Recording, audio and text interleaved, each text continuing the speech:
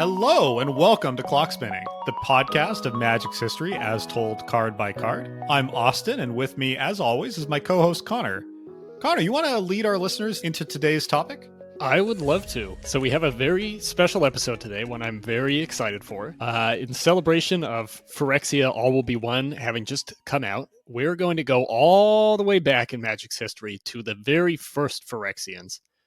Starting in Magic's second ever expansion, Antiquities, all the way back in 1994. We're going to go card by card all the way through to the end of Magic's first block, Mirage block, with the set Weatherlight, and look at some really old, really strange Phyrexians. I like that we're celebrating Magic's newest set in the most clock spinning way possible by talking about some of the oldest cards ever printed. Oldest and very, very weird ones. Yeah, I'm also realizing we didn't say what our methodology is here. So our methodology is, as Connor said, we're going from Antiquities through Mirage Block, and we're looking at every single card that has the word Phyrexia or Yawgmoth anywhere in the flavor text or name or type line. Many of these cards have Phyrexian in the type line today. Obviously, they didn't have that back then, but we included them because they're cool. Yeah, there are a couple of cards at the end that don't have Phyrexia anywhere in the name, but they've been errated to be Phyrexians nowadays. And if you can guess what those cards are before we get to them, then good for you. Mad props. We have a lot of weird, quirky cards coming today, like cards that actually became competitive staples, cards that are part of iconic EDH combos, cards that look like they would be terrible, but actually were widely played. And then obviously, this being clock spinning, there are some true unplayable cards mixed in as well. For sure. All right. You can follow along with a list of cards in the show notes. There will be Scryfall search there that links all the cards we're going to talk about. Or if you want, just watch on YouTube. We'll throw an image up of each card as we talk about it. And you can also go to clockspinning.com for links to all the show notes and resources we're going to talk about today. All right, Connor, you ready to complete this podcast? Oh, let's do it. All right.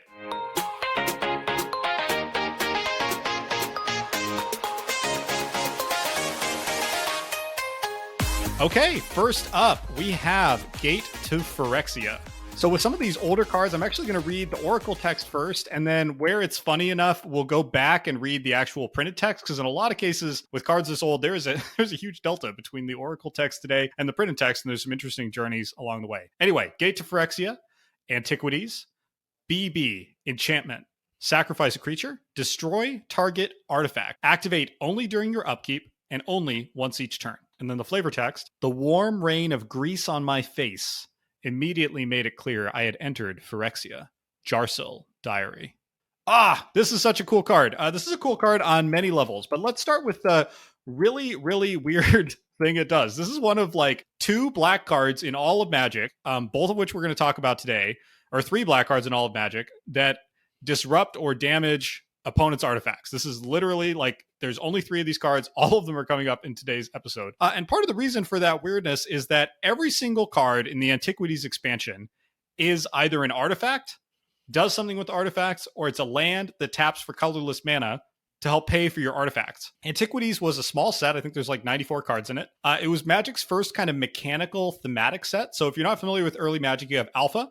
Then you have Beta and Unlimited, which are essentially just reprints of Alpha. Then you have Arabian Nights, which was designed by Richard Garfield in like a week based on Arabian mythology. And then Antiquities, which is the first set not lead designed by Richard Garfield and the first kind of mechanically themed set. So this set is all about artifacts and it's all about the Brothers' War. This is actually the set that introduces the Brothers' War, introduces Phyrexia, Urza, Mishra. The whole plot we're going through right now in Magic begins with Antiquities. There are little terms in Alpha, like Urza and Mishra, that the designers of Antiquities keyed into, but all of the lore and plot and world building behind it really begins with Antiquities. And, you know, for our episode, begins with this card, Gate to Phyrexia. Yeah, and I mean, there's way too much kind of Phyrexian lore and story for us to unpack in just this one episode. I'm not going to even try to get into a lot of the details here. And frankly, we'd have to read probably about a dozen Magic the Gathering novels to even learn this, which we're not going to do for this episode. But I love that this very first card we're talking about is introducing this like greasy flavor of Phyrexia as a plane. I'm not totally sure what the flavor, the connection is supposed to be here between the flavor text and what Gate to Phyrexia does mechanically as a card. It's pretty loose. Yeah, I don't know what it means, but it kind of works for me. Yeah, and if you're not looking at the art, like pull it up. It's worth it for a lot of these cards. It's really worth it for this card. It is it's very old school art, like in terms of the execution, but it's very skillful and it's very thematic and honestly pretty disturbing. There's nothing overtly horrific in this art. There's no gore, there's no, I don't know, tortured bodies or, mangled limbs or any of that stuff.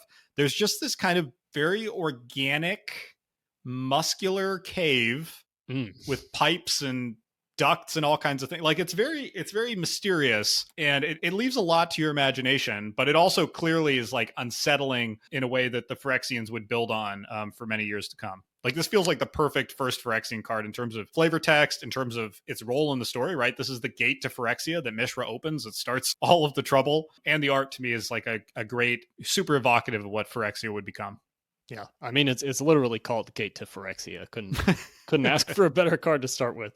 So I guess we should also, before we get too much further, if any of our listeners are, for whatever reason, not familiar with Phyrexia, if they haven't been following the set that just came out or the storyline of Magic for the past few decades, Phyrexia is basically another plane separate from the main plane of Dominaria, where a lot of the action in Magic storyline happens. This other plane is now known as Old Phyrexia for reasons that are important to the storyline now, but that we won't really get into with these old cards. And Phyrexia, way back in Magic's history, was this mechanical plane, sort of like Mirrodin, made up of these 9 nested spheres. And it's hard, again, without getting really deep into the storyline, to figure out exactly what that was meant to look like or exactly what that means. But it's enough to know that it's this sort of mechanical plane. And long ago in Magic's history, 5,000 years or something before the Brothers' War, this genius physician in the Thran Empire, which is this sort of ancient, technologically advanced super civilization on Dominaria that has long since disappeared, this genius physician named Yawgmoth discovered Phyrexia and took control of it and used it to grow this army of biomechanical kind of monstrosities that we know as Phyrexians now. I also want to talk a little bit about the printed text here versus the Oracle text and the journey in between. So as I said, the Oracle text today is sacrifice a creature, destroy target artifact, activate only during your upkeep and only once each turn.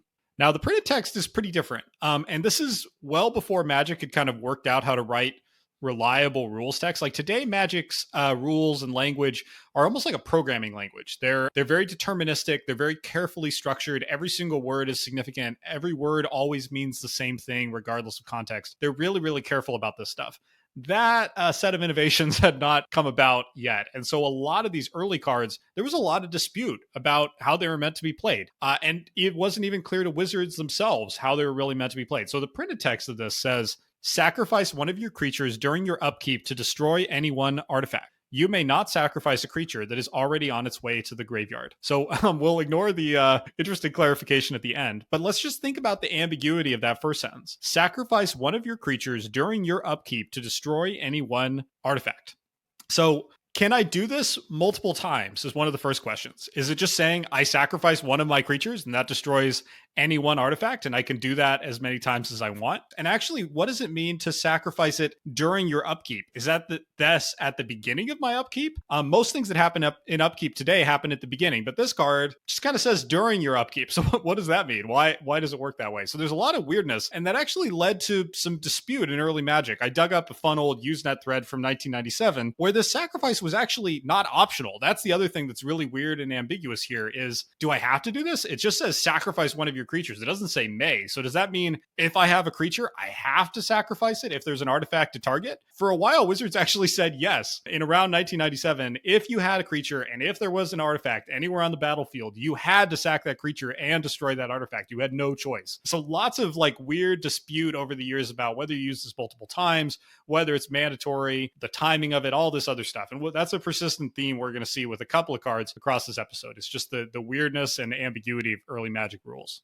Yeah, something that's fascinating to me that we'll get into pretty soon here as we see some other cards is how, you mentioned that nowadays in Magic, the wording is extremely consistent across cards in a way that makes it, generally pretty easy to tell what you can do, what you have to do, when you can do those things. But even across cards within Antiquities, within the same set, printed at the same time, presumably designed around the same time, you have these effects that have, that now in the Oracle text, it's clear operate in the same way mechanically, but are written completely differently. Oh, one other interesting thing before we get to rating this is that all the cards we're going to talk about today are black or artifacts. There are no non-black, non-artifact cards that we're going to talk about. And that was true basically for the entirety of Phyrexia's first run. It was really only with Scars of Mirrodin block that Wizards had what I would call the innovation to say, you know what, we can have villains that aren't black. We've established that a little bit earlier in Magic. And actually the set is going to work a lot better if all the villains are not black. And I think, for example, if you wanted to print an effect like this today,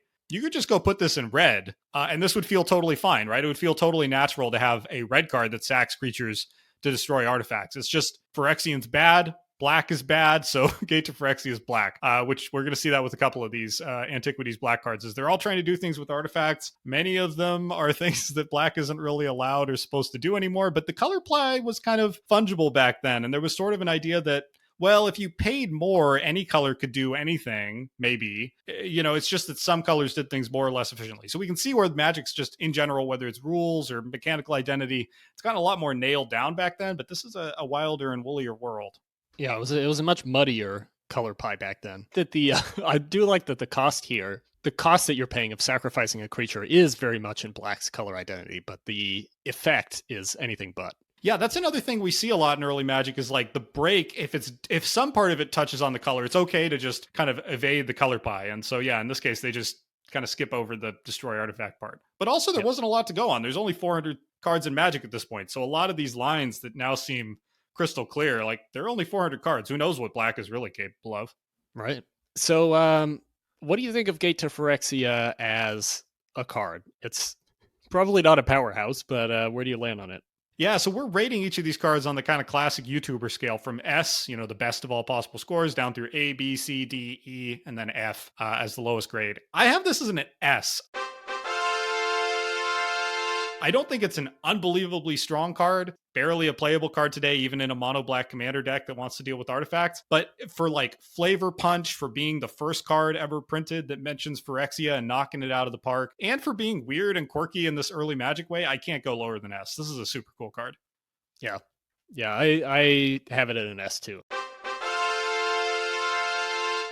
I think I'm biased by the fact that our very first card is called Gate to Phyrexia, but just flavor-wise and as a way of introducing this episode and introducing all these wonderful old cards, it's got to be an S. All right, sounds good to me. And one more thing, I will plug a zine I ran across on Usenet called Gate to Phyrexia, named after this card. I'll link the Usenet thread that promotes it. It's hilarious for how this guy gets told off by a mod, and then the zine itself is well worth browsing. Nice. Okay, we've got another very strange card coming up here. This is Phyrexian Gremlins. 2B for a 1/1 Phyrexian Gremlin, originally summoned gremlins. The Oracle text says you may choose not to untap Phyrexian Gremlins during your untap step, and you can tap it to tap target artifact. It doesn't untap during its controller's untap step for as long as Phyrexian Gremlins remains tapped. And then I got to read the original printing here as well. Tap Gremlins to tap an artifact. As long as Gremlins remain tapped and in play, that artifact does not untap as normal during its controller's untap phase. You may choose not to untap Gremlins during your untap phase, which is actually pretty close to... I was going to say, that's not bad. They just sort of reversed the choosing not to untap during your untap step. So that's a pretty good one. Again, this is a really strange, totally artifact-dependent effect appearing in black. This idea of tapping something and keeping it tapped is... an effect that's very much associated with blue nowadays, kind of freezing things or stunning them or, holding them in place, keeping them from untapping. So you have that effect here in black, and then it relates to artifacts, which is very strange. But there's actually a card in Scars of Mirrodin called Rust Tick that does basically the same thing as this, but as a 1/3 artifact creature and with a 1 mana activation cost. That is a deep cut. Yeah. So I would be incredibly amazed if Rust Tick is a reference back to Phyrexian Gremlins, but there is, I guess, at least 2 cards giving us a precedent for a 3 mana creature that taps and stays tapped to keep an artifact. Yeah, this card is hilarious. This is another one where you got to pull up the art. The art is, I think, just the Gremlins from the movie Gremlins, like blatantly the Gremlins from the movie Gremlins. They're Kind of like the gremlins in the movie before they become totally evil. They're just like cavorting and partying and fooling around with a bunch of artifacts. Like it's super funny. It's kind of primitive by modern Magic Okay, it's not. It's very primitive by modern Magic standards, but it is a very funny, cheerful piece of art. I love this art so much. Like they are just partying on this pile of artifacts. Like you can't really tell in the art like what any of these artifacts are supposed to be. There's a couple of like columns maybe, and then some circles with stars in them, and some gears, and maybe more columns in the background, and it's all on this kind of Maybe a chariot thing or something. yeah, something like that. And it's on this like black background with these purple mountains way in the distance and this big purple moon behind that, like just all over the place. Zero perspective. Yeah, it's just wonderful. So I spent kind of an inordinate amount of time trying to figure out if any of these things, these artifacts that the gremlins are dancing and partying on, were like maybe iconic artifacts from earlier sets, which I guess would be just Arabian Nights and Alpha at this point. No luck with that. I couldn't identify any of the artifacts in this art as being from a specific card, but the artist who did this piece, Amy Weber, who just as an aside has some really fantastic, like awesome art from way back when. Circles like you see in these artifacts that the gremlins are dancing on appear all over her art. Some of the pieces she did, admittedly, these are without any circles, include Ankh of Mishra, Time Walk, Ornithopter, Feldegriff, Illusionary Mask, like many all-stars from back in the day. So this is another great piece from her. I love this so much. Yeah, this card is kind of adorable and funny in all kinds of ways. This was Magic's first gremlin, and then Magic's only gremlin for 18, 16 years, something like that. So there's one here. There are 7 in Kaladesh. They went all in on gremlins, relatively speaking, in Kaladesh. And then there's one other in Scars of Mirrodin.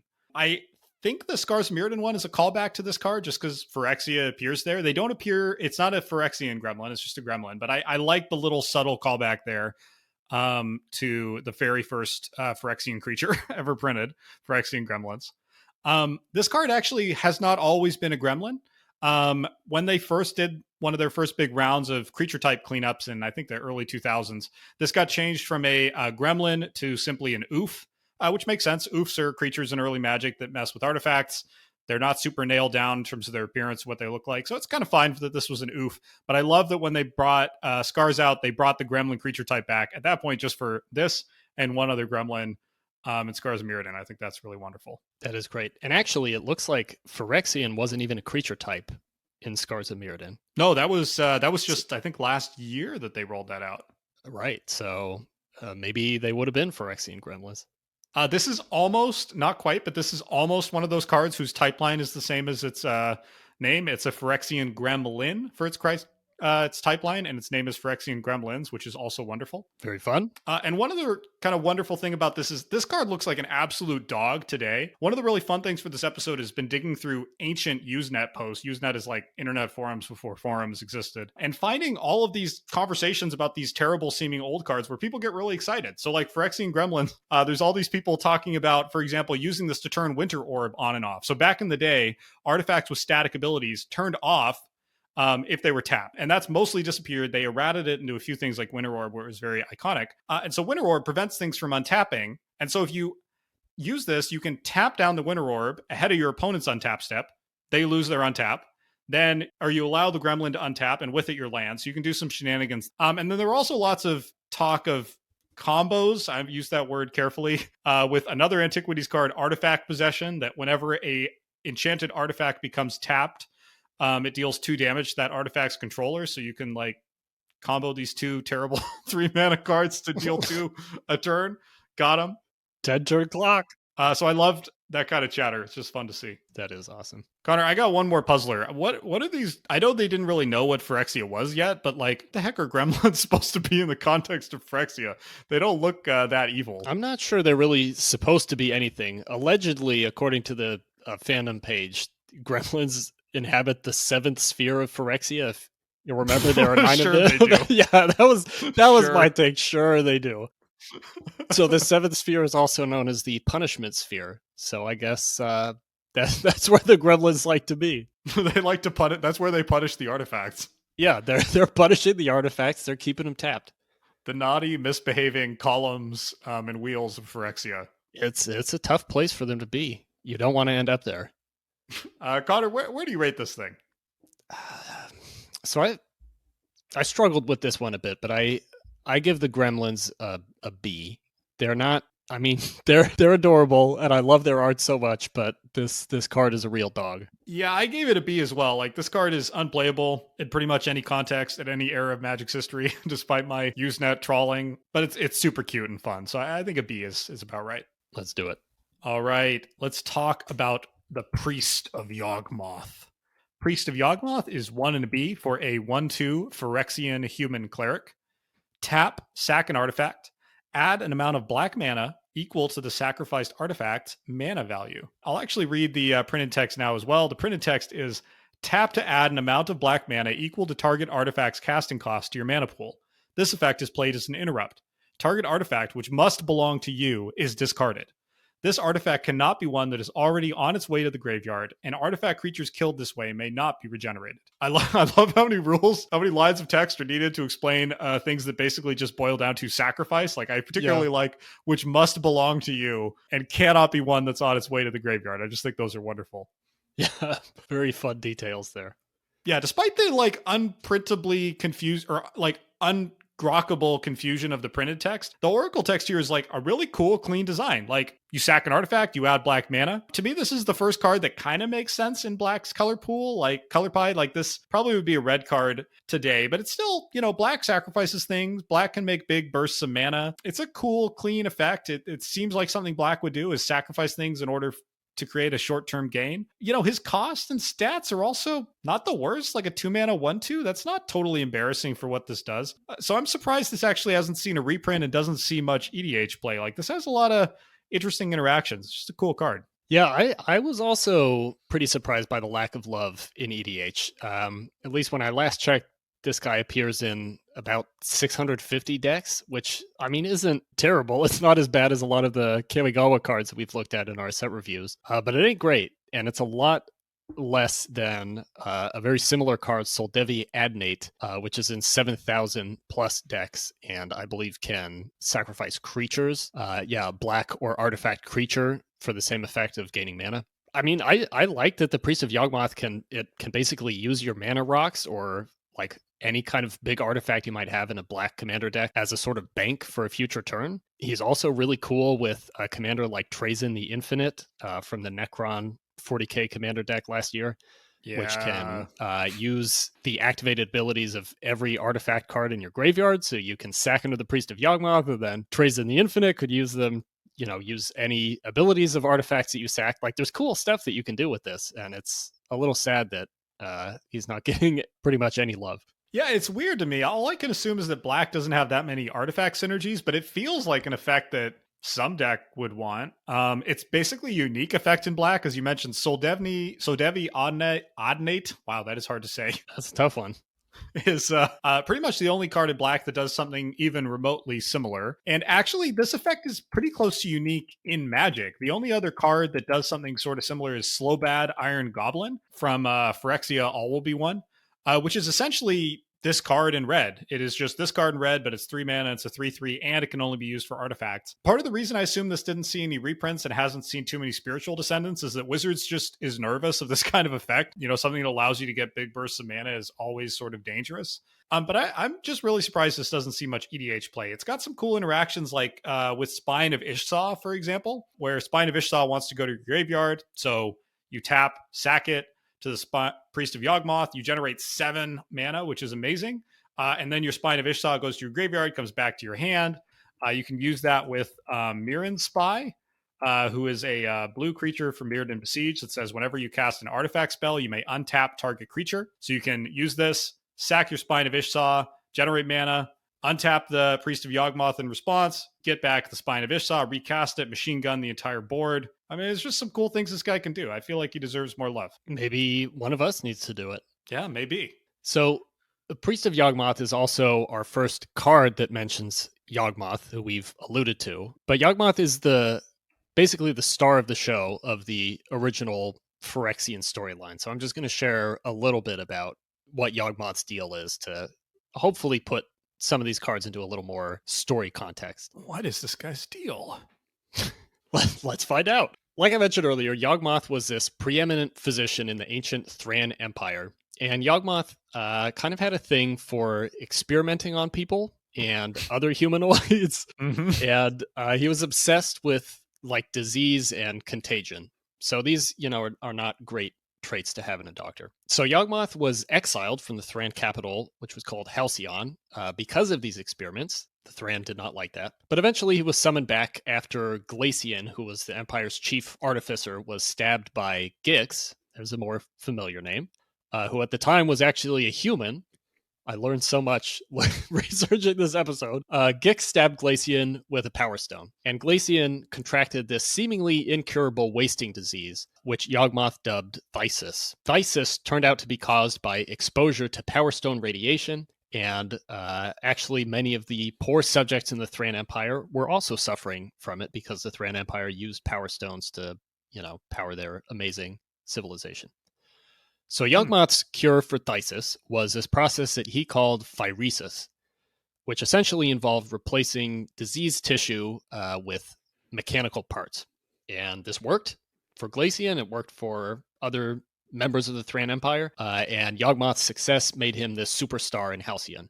And he, in wrinkles of the storyline that I didn't dive into, he accumulates a lot of power and becomes a very big figure in the Thran Empire. But at some point, Yawgmoth convinces this planeswalker named Dyfed to open a portal to Phyrexia, ostensibly so Yawgmoth could bring diseased Thran people there to be cured of their phthisis. At the time, Phyrexia, it's a separate plane. It had no ruler there for some reason. So Yawgmoth bound himself to the core of the plane and became a god. Now, by this point, all the other humanoids that Yawg had been experimenting on during his exile came knocking at Halcyon's door, demanding justice and demanding that Yawgmoth be punished for all the terrible things he'd done to them. So Yawgmoth escapes to Phyrexia through that portal, and over time he turns the Thran humans that he had brought over into Phyrexia into this army that he now uses to fight the new Thran alliance that's turned against him. So that war destroys Halcyon completely. Glacian, if you'll remember, is a chief artificer. His wife seals the portal between Dominaria and Phyrexia, trapping Yawgmoth on the other side. And from there, Yawgmoth continues to evolve the Phyrexians. He grows this army of machines and monsters, goes around conquering other planes other than Dominaria. He still couldn't get back to his home until 5,000 years later, Mishra comes along and the Brothers' War gets going. Whew, thank you. I'm amazed you internalized all that. Thank you, Connor. Yeah, and one thing that's interesting, if you consider it from the perspective of someone discovering Magic story back then, is all of this detail we just shared was not really accessible, right? Your window in was whatever cards you open in a booster pack. There were no novels. There weren't really Magic magazines. There wasn't a Magic website. There wasn't like a way to get all this stuff. And so all of the story is just coming through in little bits and pieces across booster packs. And I love kind of trying to imagine what it would have been like, kind of gradually uncovering the story just from little glimpses in the cards. Like you look at Priest of Yawgmoth, you clearly get this machine idea. You look at Gate to Phyrexia, you get this kind of organic horror. You look at Phyrexian Gremlins, maybe you think they're kind of cute. So you're trying to like piece together a picture of what all this is about. They're the nice ones. Yeah, they're the cute ones. I really wonder, and something that's still hard to figure out now, is how much of that lore existed back when these cards were printed and how much was sort of put onto them later on. I'm not sure when all of these story beats came up in the novels.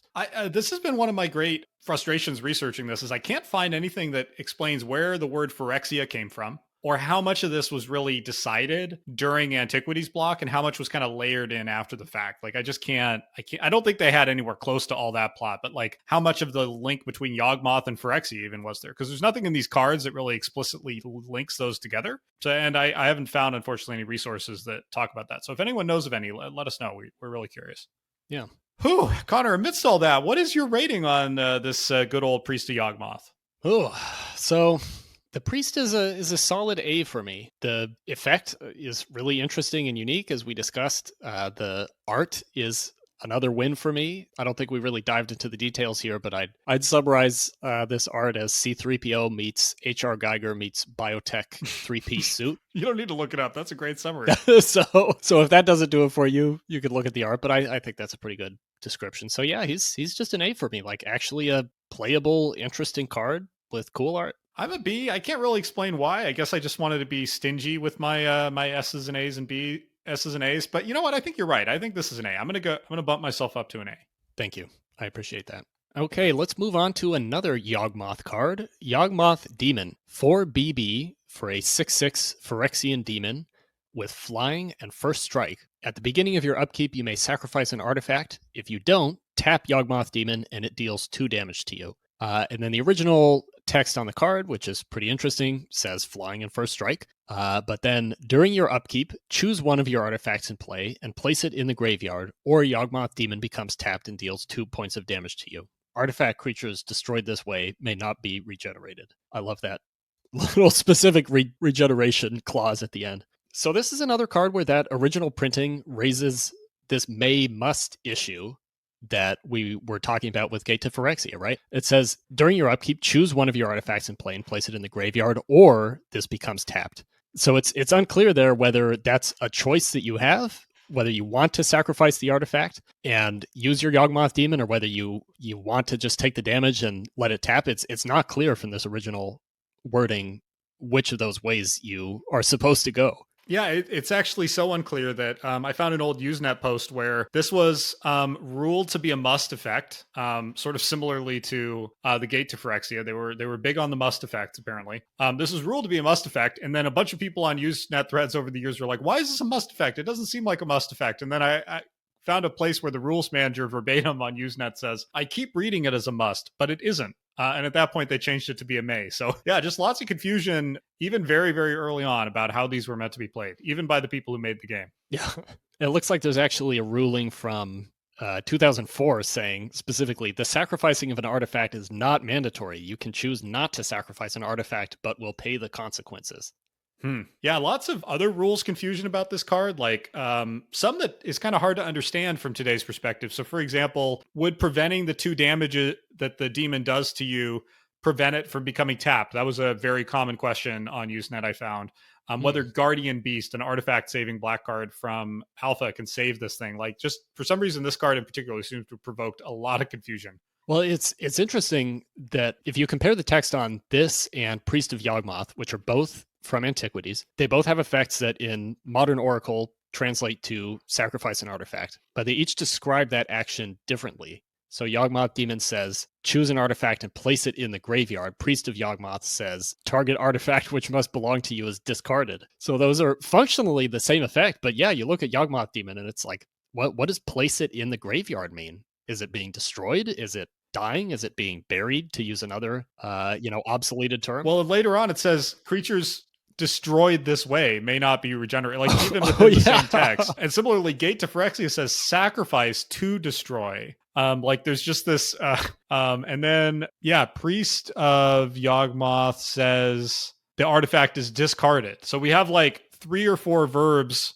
We have 4 separate verbs in play for the same action across just 3 cards. And that was true in Alpha too. This just they just, I guess I assume the way they thought of it was just like if you were designing a board game today, or maybe even more so a board game 20 years ago, like when you look at Monopoly or something, it's not that concerned with unambiguous rules. It's just kind of like, or if you think of D&D maybe, right? Like D&D isn't that concerned with using the same language everywhere. And I feel like there's something similar going on here where they just weren't thinking of the game in those terms of like, beep, bop, beep rules, precision. Like it was just, the card explains what it does. Yeah. Now they have a beep, bop, beep rules robot that just churns it all out. Well, I think part of that too is, if you go back and buy a really old Magic product or go find a rule book online, like I remember when I was a kid, I found an old Ice Age starter deck. The rules that came with that, which I believe were almost the only rules you could get, were like 6 pages in a book the size of a Magic card. So you have like 6 pages of 5-point font to go on in order to understand all of the rules of the game. And so like, it's no wonder these cards are kind of over explaining and going into all this weird detail because there just wasn't room to explain even how much simpler the game was back then. There's no possibly enough room to explain how the game worked, especially because they didn't actually know how the game worked. Like things like the stack hadn't been invented yet. Right. What do you think of Yawgmoth Demon's power level compared to more modern demons? Like this is, absolutely an archetype that we've seen all through Magic's history of a big, usually flying demon that has some painful drawback for you as the owner of the card. How do you think Yawgmoth Demon stacks up? I see in our notes we both are speculating about what mana cost this could be today, because it certainly wouldn't be 6. I feel like it could probably be 2 BB and maybe even 1 BB, particularly outside a standard set. Like, I was trying to think, how far do you push it? It's one of these hard cards that's like, it's hard to push too far because you like either don't push it enough and it's unplayable, or you push it too hard and now it's just really annoying and unfun. But I think today you could very safely print this for 4 and maybe even 3. Yeah, I feel like this could absolutely be a 4 mana creature today. There was another big black Phyrexian demon printed in All Will Be One. That's a 4 mana 6/6 Archfiend of the Dross with this crazy drawback that causes you to lose the game when it runs out of oil counters. So I think 4 mana 6/6 is definitely fair by today's standards. Another interesting thing about this card, and actually something similar is true of Priest of Yawgmoth, is a lot of Antiquities cards are just like alpha with artifacts. This is something Mark Rosewater talks about in Drive to Work. And this guy is just like Lord of the Pit, but with artifact. He's a big, huge, scary demon. He can dominate the game, but also he must be fed every turn or he hurts you and refuses to fight. Happily, Yawgmoth Demon doesn't hurt you anywhere near as much as Lord of the Pit. I think they realized maybe you didn't need to dome you for 7 like Lord of the Pit does. And his body's no slouch, like 6/6 flying first strike, especially with the first strike is, I don't even know if there's anything in early Magic that can tussle with that. There might literally be nothing that could win a fight in the air against Yawgmoth Demon. Yeah, actually, based on some very scientific Scryfall searching that I did for big old flying black demons, this is the only card in this archetype in the whole history of the game that has first strike. There are about 70 big demons like this that have been printed in the game. They all have flying. A lot of them have trample. Yawgmoth Demon is the only one that has first strike. Wow. That's super interesting. I think black is still allowed first strike today at like a tertiary level, as Mark Rosewater calls it. I think a lot of the reason for that is they don't really like putting first strike on really big things like this. Like a 6/6 is already kind of hard to kill. So first strike just makes it sort of impossible to deal with in a lot of circumstances, especially back then when a lot of the removal, certainly all the black removal, couldn't hit black creatures. So this guy is like really a pain in the butt to deal with. Yeah, absolutely. I'll just point out this is another combo with Spine of Ishsa, which is one of my favorite cards. So I feel obligated to point this out. There you go. Anything having to do with artifacts in this episode is going to bring up the Spine, I think. Mm-hmm. Yeah. And one other little note on this is actually legal in Modern. It got a printing in 9th edition. Way less cool. Really objectively good art, but not as like unbelievably grotesque and freaky and cool as this art is. Sadly, MTG Top 8 shows 0 appearances in the history of Modern. So somebody go change that. Try to play Yawgmoth Demon for the memes. Go figure it out. I'm really glad you mentioned the 9th edition printing, though, because if you look really closely at the art there, which is by Pete Venters, you can see the Phyrexian mana symbol, which is the Greek letter Phi, on the demon's head. And this is a card that was printed, I think, in 2005. So 5 years before the Phyrexians kind of got a big makeover in Scars of Mirrodin. So that was a fascinating little tidbit. And I also feel like the 9th edition art has much more of kind of a new Phyrexia vibe than most of the Phyrexians that had come before it. That is cool. I also went back and checked to see if there's anything that can beat this in a fight in the air. There is only one other card. It is, of course, I don't know why I didn't think of this, Lord of the Pit. So the only thing that can beat the demon is the big demon daddy himself, Lord of the Pit. There you go. So how would you rate Yawgmoth Demon? I have it as an A. I think it's a super cool card. It's not all the way to S tier for me, partially because the art is good and freaky, but I don't know, it just doesn't connect with me at an emotional level besides horror. And it's just, it's a demon. There's a lot of these guys throughout Magic's history, so it doesn't quite do enough to get to an S for me. That's true. And he's not even the first demon. I had him at an S, but oh, stick to your guns. Why is he an S, Connor? I don't know. I feel like it was just kind of an instinctive S for me. I think part of it was discovering that the 9th edition version of this card has the Phyrexian mana symbol 5 years before that was a thing in the game. Though actually, I did an even deeper dive on that and found that the Phi symbol actually appears on the 1998 card Oppression from Urza's Saga, which shows Gix with the symbol on his head. So you can go way back to see this connection between the Phyrexians and this mana symbol, which is pretty cool. Yeah, that's a good one. But I don't know if Yawgmoth Demon really deserves credit for that, so I'm going to come down to an A. All right, sounds good. He was so close. All right, that's it for antiquities. Let's move on to alliances and talk about Phyrexian Boon. Phyrexian Boon is 2 and a B for an enchantment aura, enchant creature. As long as enchanted creature is black, it gets +2/+1. Otherwise, it gets -1/-2.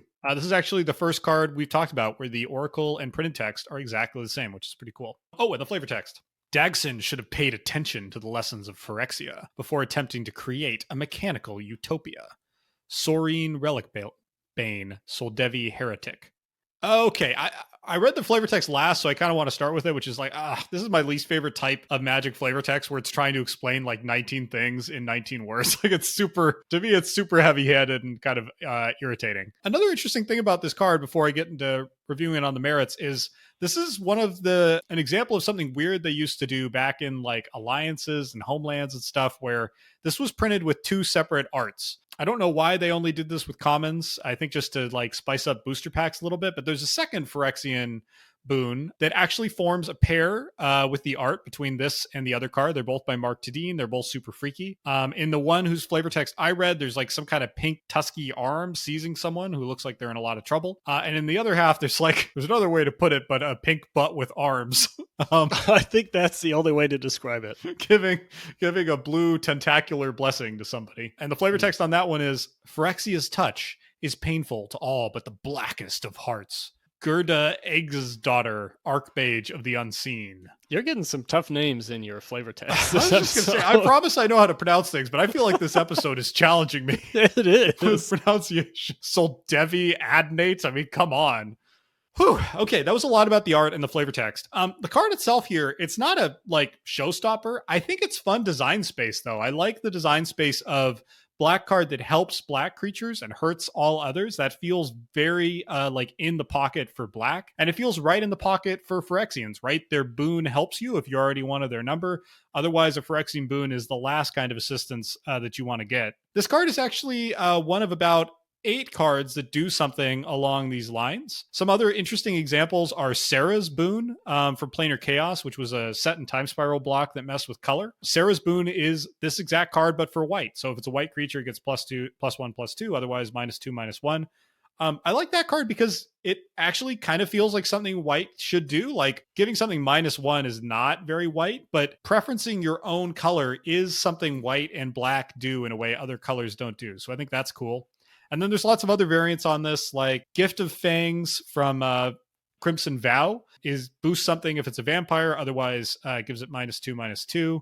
Nyx Infusion does something similar, but for enchantment creatures. Clutch of Undeath from Scourge gives +3/+3 to zombies and -3/-3 to other things. So there's a couple other interesting cards over the years that play with this design space, which I'll link in the show notes. So I like this card for opening a kind of interesting little corner of Magic design. I like that also that the 2 variant arts for this card. I can't say I love either piece that much. They're hard to love.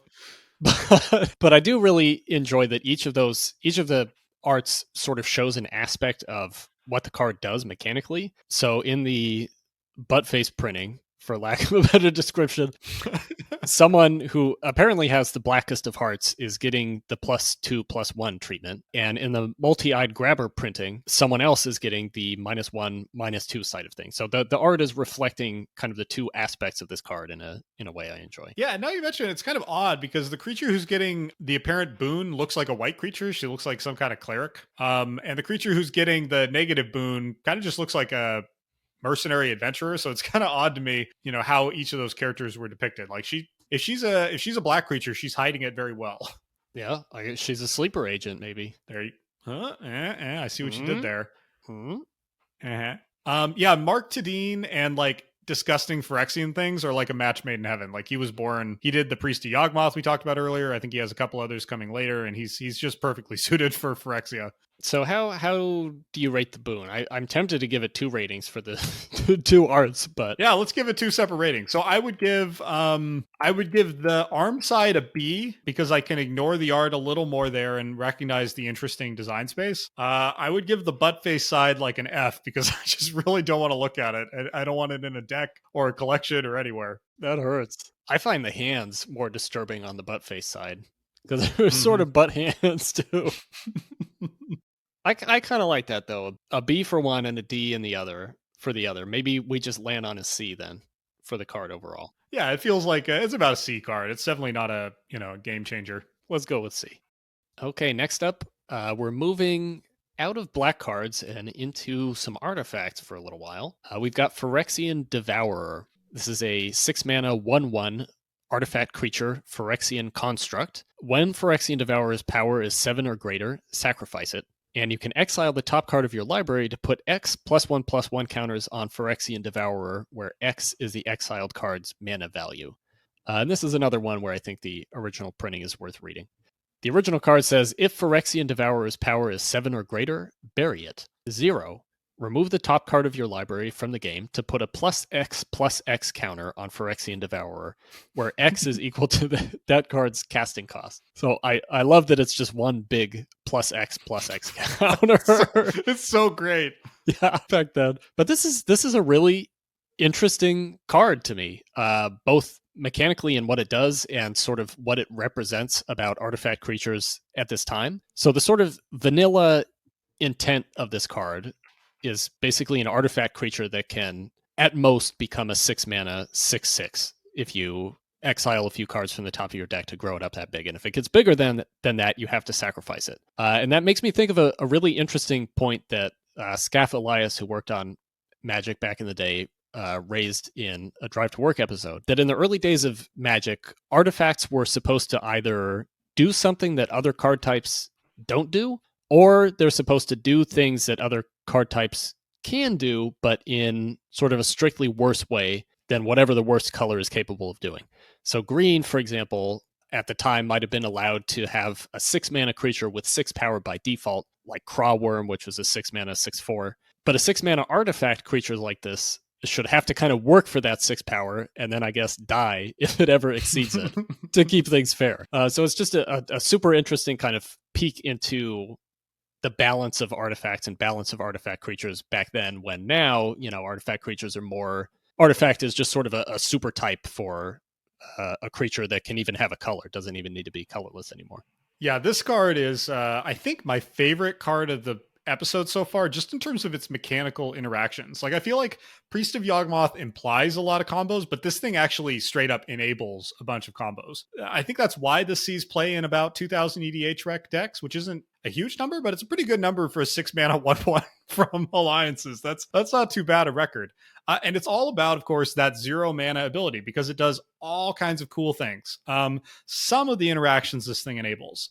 One is, this is really fun with any commander or card who does things with activated abilities. So, for example, Experiment Crash, who takes on the activated abilities of other permanents. Necrotic Ooze, who takes on activated abilities from Graveyard. Trazen the Infinite, Mirror Welder. All of these cards that are capable of borrowing activated abilities, they don't have Phyrexian Devourer's 7 or greater clause. So they can just activate this 0 clause as many times as they want, and they can be a 70/70 or whatever. It's got another interaction with Lelia, who wants to see you exile things.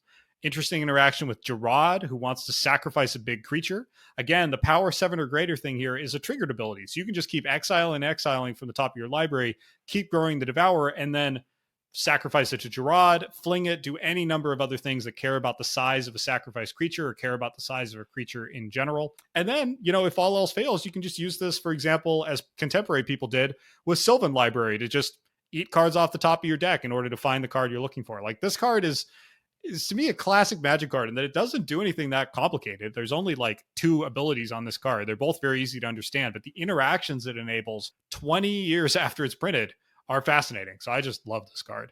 Super cool. I love the idea of using this in a commander deck, which would actually be kind of expensive to do because this is on the reserved list. Boo. Okay, it's not that bad. $16. That's doable. Oh, everyone snap them up. Yeah, try it out. One little interesting, we keep talking about rules ambiguity. There's a slight rules ambiguity here. I'd argue it's not much, where if Phyrexian Devourer's power is 7 or greater, bury it. So what does the if mean there? Today, that would be and is a when. So it's a triggered ability, right? It goes on the stack when that condition is met. You could also maybe read it as like a state-based action, not that they had those back then. That is, if at any time it's 7 or greater, bury it. And this matters because can you activate the 0 ability just once, or you can activate it any number of times, as long as you don't let the trigger for 7 resolve. Well, from around 1999 to 2011, actually, Wizards decided no fun is allowed, and they actually stuck the 7 power or greater clause into the 0 ability as well. So when you activated the 0, if its power was 7 or greater as part of resolving the ability, it would die as part of the resolution of the activation, which I think is one of the most joyless things I've ever heard. It's not like this card is overpowered or needed some kind of adjustment. And it seems players agreed. The first thread I could find about this on Usenet was titled, "I don't F star believe it." And I don't know why Wizards would have done that. That's just a joyless move. It's like a killing Christmas, or like canceling Christmas move. It really is. I mean, it's not like it's not like it's overpowered on its own. You got to figure it out a little bit, and that's this isn't like Time Vault or something, right? Where it's inherently near broken. It's like, if you break Phyrexian Devourer, you deserve it. Amen. This is another Mark Tadine art too, just back to back here, and this one I love.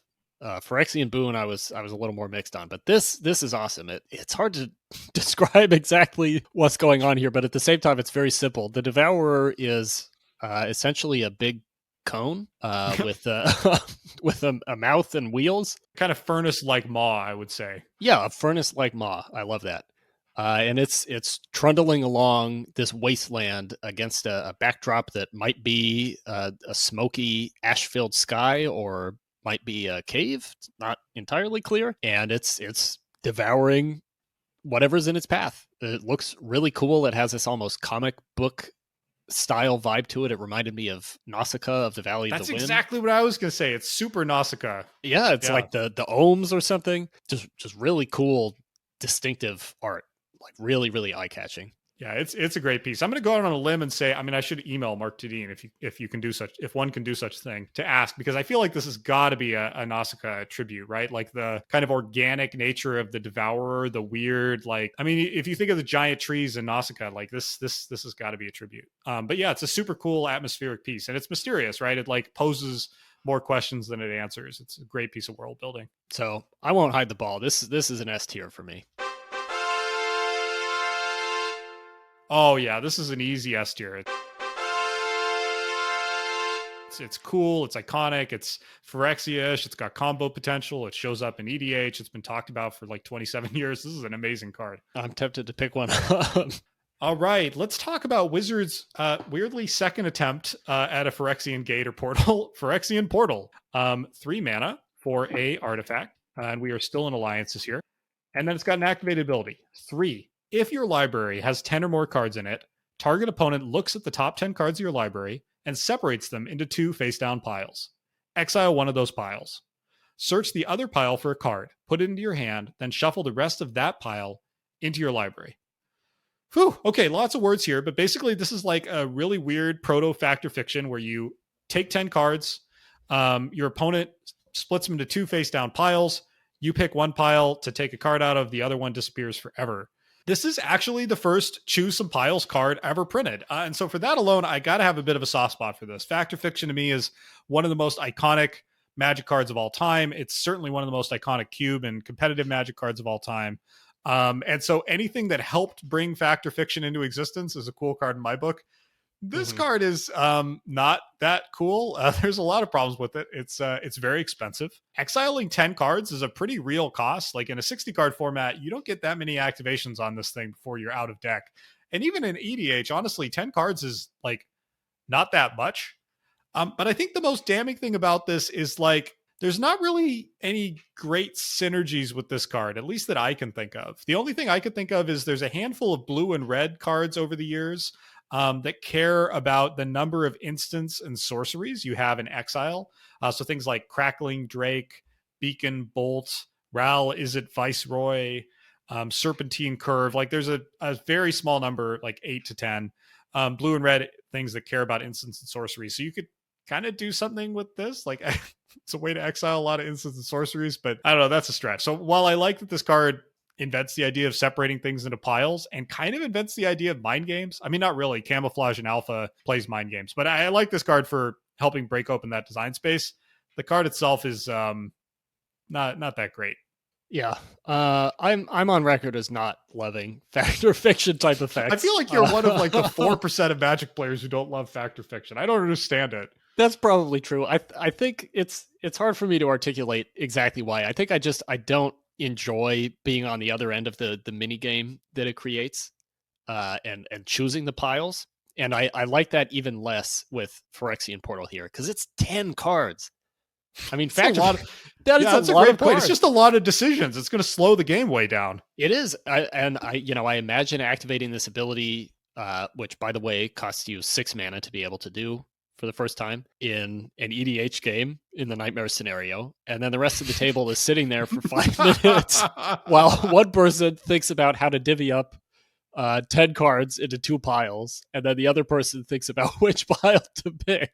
And then which card to take. And then which card to take for the pile they take.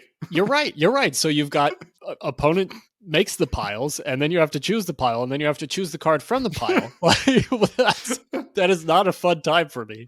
Yeah, all right, fair enough. That's like 6 mana and 3 layers of analysis paralysis to get basically like one pretty good card out of the top 10 on your library.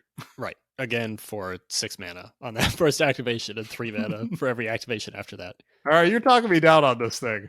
Yeah, that's pretty slow. I also don't really like the art here. I feel like the art here it's sort of technically accomplished, but I don't know. It's just sort of, it doesn't feel Phyrexian to me. It's kind of hard to tell what's going on. The mechanical tie-in between the name Phyrexian Portal and the art, and then especially the name and the mechanic, is like non-existent for me. I don't really understand why a Phyrexian Portal. I guess you're like gaining wisdom, but it costs your sanity. I don't know. Like this card just doesn't sing in the way that, say, I don't know, Phyrexian Demon, Phyrexian Devourer, or even Phyrexian Boon. Like all of those cards, I feel like kind of sang from a mechanics plus flavor standpoint, whereas this thing just feels like a miss to me. Yeah. I'm glad you mentioned that because it's another thing I don't like. The art I don't mind on its own. Like the portal is sort of this standalone contraption, which is a little bit awkward. It's confusing. Yeah. It almost looks like a really horrific like dentist's chair light. Absolutely. Yes. Except this one, instead of illuminating your mouth, sucks you into Phyrexia. So I don't completely hate the art on its own, but it doesn't, like, I don't see the connection with the effect at all. And it hurt my brain too much to try to figure out what the flavor tie-in was between this portal and separating cards into piles. Well, and the Phyrexian Portal, as I understand in the plot, is like the thing the Phyrexians come through to invade Dominaria. And again, that's like, just what does that have to do with what this card does, or what's like? It just doesn't make a lot of sense. Yeah. I think there's a reason that they took another crack at this in Brothers War with Portal to Phyrexia, right? It's like exactly the same name, just inverted. And that one feels like a Portal to Phyrexia. It like kills 3 of your opponent's things, it reanimates things, it turns them into Phyrexians. Like that's a slam dunk. This thing is, I think, a pretty big swing and a miss. Yeah. I'm glad. I feel like on the third time we had a gate to Phyrexia, we had the portal. Now with Portal to Phyrexia, we've gotten there. It's what it needed to be all along. Yep. So I had an A. I don't know. I think I was actually rating fact or fiction in my mind. I was giving fact or fiction an S and then subtracting 1 grade. So yes. I think this is actually like a D. Wow. I had it as a C, but I am happy to come down to a D to meet you there. All right. Yeah, I think that really the only thing this card has going for it is a pretty decent piece of Pete Venter's art and using the word pile for the first time. Yep. All right. Let's move on from that steaming pile to Phyrexian War Beast.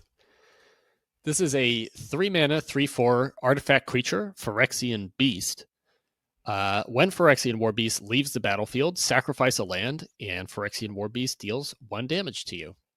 And the original printing's more or less the same. I mean, a 3 mana, 3/4 back then is a real walloping compared to just about anything, especially on an artifact creature where it can be any color of mana that you're paying. Sacrificing a land when it leaves play is painful, but whatever deck you would be running this in back in the day would, probably be pretty low value, maybe a white weenie type deck, and would not care about losing the land that much anyway. So this card seems like kind of a house compared to most creatures at the time. Yeah, I wish it was easier to find deck lists from back then, like competitive deck lists, because I couldn't really find much evidence that this saw a ton of contemporary play, but yeah, I'm with you that the rate just seems monstrous for back then, right? Just a straight up 3 mana 3/4 that any color can play, where the downside is, I mean, like 1 damage, that's just ignorable. And even sacrifice land, as you're saying, and I think the kind of deck that wants this, that's pretty manageable. And to do it, your opponent had to kill your 3/4. Like, so they probably had to pour some resources into it anyway. Like, this thing just seems like a house to me. The art direction on here, not so great for me. What do you want to try to describe this?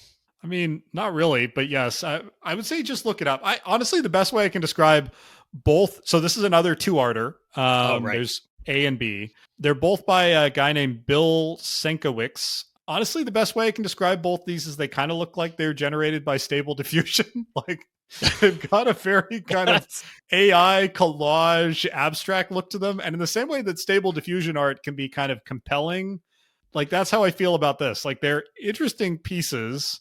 They're like, okay, I guess I should actually describe them. So the War Beasts depicted in this art are, their front halves are like kind of like two-legged metal mastiffs with smokestacks. Their back halves are like a tadpole's tail with a propeller at the end, like a really tiny propeller. I don't know. They don't look threatening. They don't look that Phyrexian. They certainly don't look like, you know, something that would destroy lands and devastate landscapes. They just look like, I mean, they just look goofy, honestly, Connor. They're just goofy. They are goofy, but I'm a little bit scared at the same time. I looked up this artist because I couldn't remember seeing his name on any other card. And apparently he was I mean, he's still alive, but at the time was a pretty well-known comic artist for Marvel in the 80s and 90s.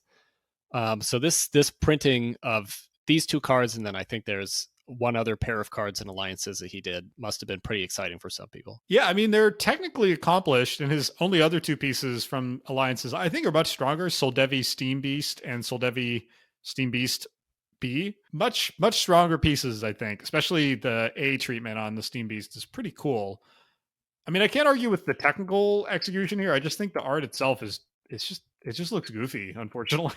I don't know. There's no other way to put it. Yeah, it's not doing it for, I think it's the propeller that is holding me back. It's like the propeller you would get on like a 50s joke propeller beanie hat. Like, it's that small. It is, yeah. Yeah, or one of those toys, like the little stick with the propeller on the end, and then you spin it in your hands and it flies up. That's the method of propulsion here. Maybe he's holding that between his hind legs. Yeah, maybe.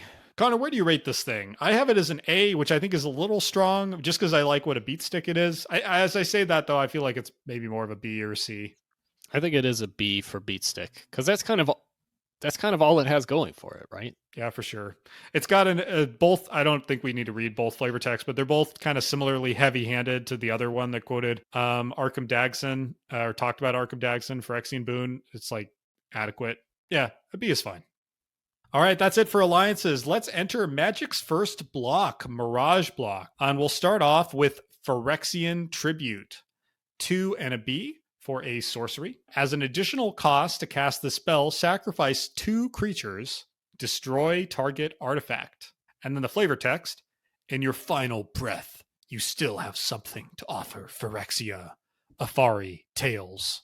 This is the only targeted black destruction or artifact destruction spell in the game besides Gate to Phyrexia. It somehow manages to be even worse on rate than Gate to Phyrexia, but it is notable as the only targeted black artifact spell. The only problem is it comes with a mandatory 3-for-1, which I think makes it too high a cost to pay in literally any circumstances. It shows a teeny tiny bit of play in EDH, most notably in Endrixar, Master Breeder, who is a token-making black creature that wants to limit the number of tokens you make. It's like a weird dynamic where if he gets too many, he dies.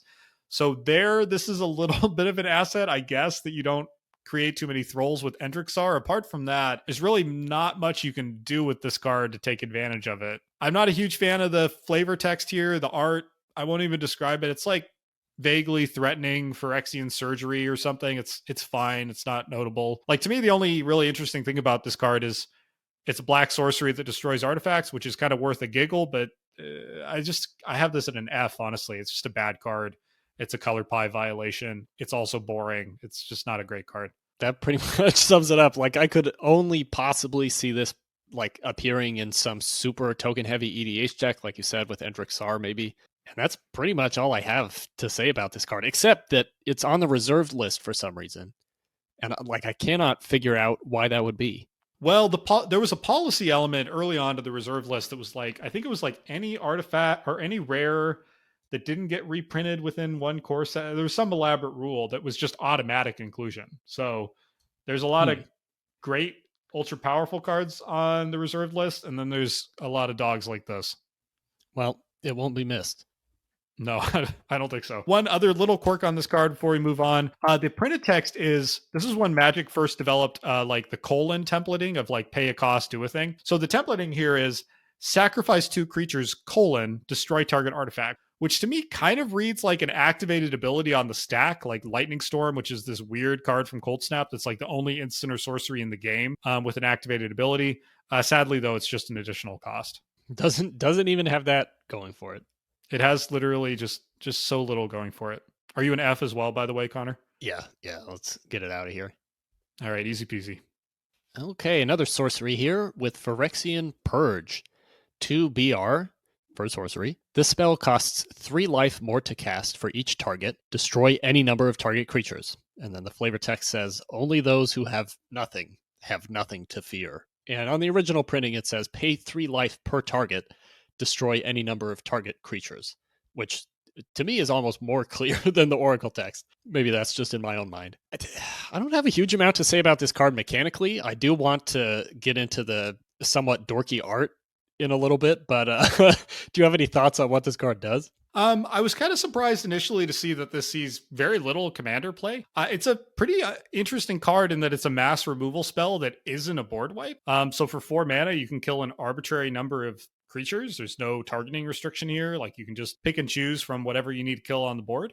In commander, you get 40 life to play with. Like there's a lot of, it seems like there's a lot of interesting potential. I think the problem is it's too much life. It's hard for it to stack up against Toxic Deluge in particular, but even cards like Fire Covenant and Ashes to Ashes. There are just better ways to do this, and I don't think many decks need enough of this effect that they have to dig deep enough to play Phyrexian Purge. I did think, well, maybe there's some card in Magic that cares about how much life you've lost this turn, and there's some synergy there. But weirdly, unless I'm doing my Scryfall searching wrong, there's actually only 2 cards in all of Magic that care about how much life you've lost this turn.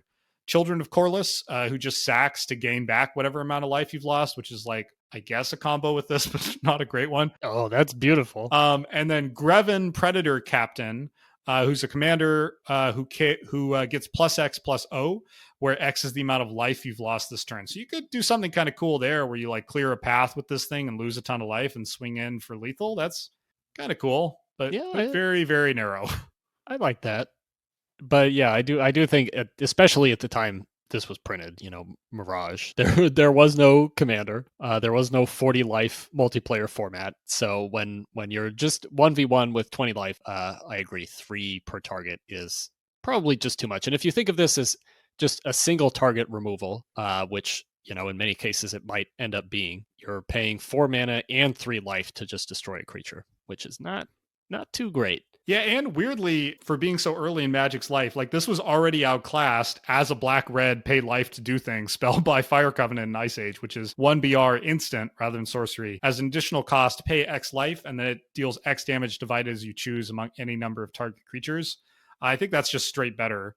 It's cheaper, it's an instant, it's kind of more flexible, might even be less life in total. So somehow, despite this being early on as a gold card in Magic, it gets outclassed. One thing I will say for this card, or maybe for the frame, is damn did Mirage have some gold frames. Like I'm just looking how gold this stinking gold frame is, and it looks like a gold ingot sitting on my computer screen. It's just, I like how gold it is. That's not that exciting, but it's just cool. It is extremely gold. I was kind of surprised because I don't think back when we started playing in the early 2000s, I don't think I really saw older gold cards like this, at least not many of them. So I was kind of surprised to like see just how gold it is when a lot of older cards, kind of seem a little bit washed out or muddy in their frames compared to, more modern printings. Yeah, not Phyrexian Purge. Do you want to talk about the art and the flavor text? Like I feel like we're on a run of disappointing art and flavor text here. We are. So the art here is basically a skeleton kind of hanging by his arms, his elbows, from a couple of candlesticks, and that's it. It's just one skeleton hanging from some candlesticks against like a pink background. I have no idea what this has to do with Phyrexians.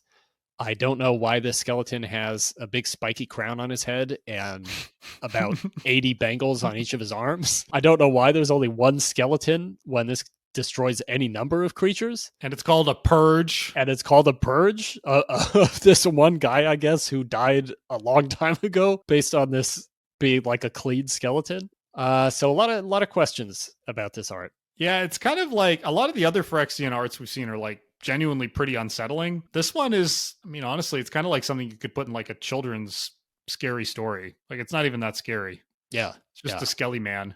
Just a skelly man. And he's not even a dynamic skelly man. He's hanging because he's been purged.